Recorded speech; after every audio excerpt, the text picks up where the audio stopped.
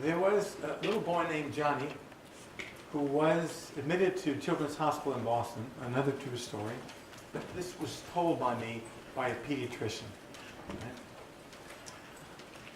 A little boy, Johnny, had an undiagnosed problem with his lungs, and he was getting worse and worse over a period of a few days when he was admitted to the hospital.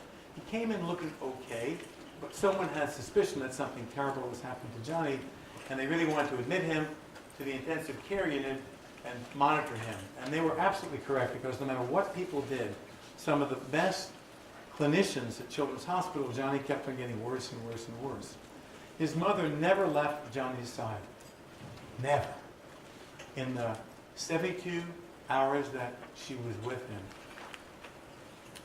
And each time, every few hours, doctors would come in their white jackets, look at Johnny, look at the chart, come up and stand in front of her and say, Mrs. Jones, Johnny's doing okay, he's holding his own, but we're not really sure what's happening.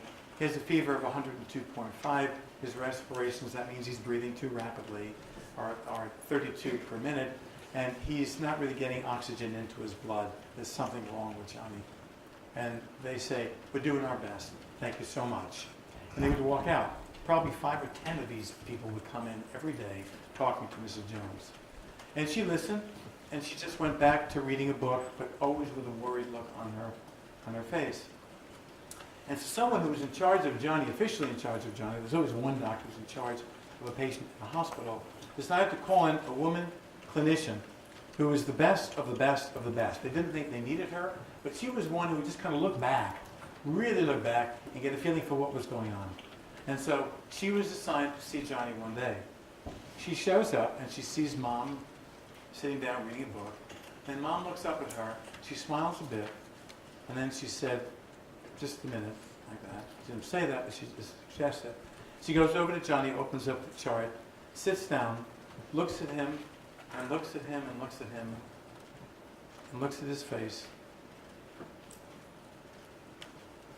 watches him breathe, puts the stethoscope very gently on his chest, checks his pulse and a few other things like that, looks at the chart again, closes the chart, puts it down, and walks over to Mrs. Jones.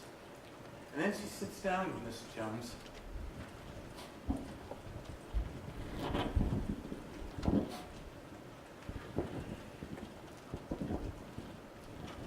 And she said, Mrs. Jones, my name is Dr. Schwartz.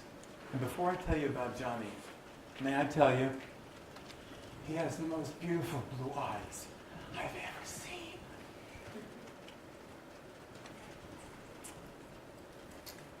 And Mrs. Jones knew that whatever happened to Johnny,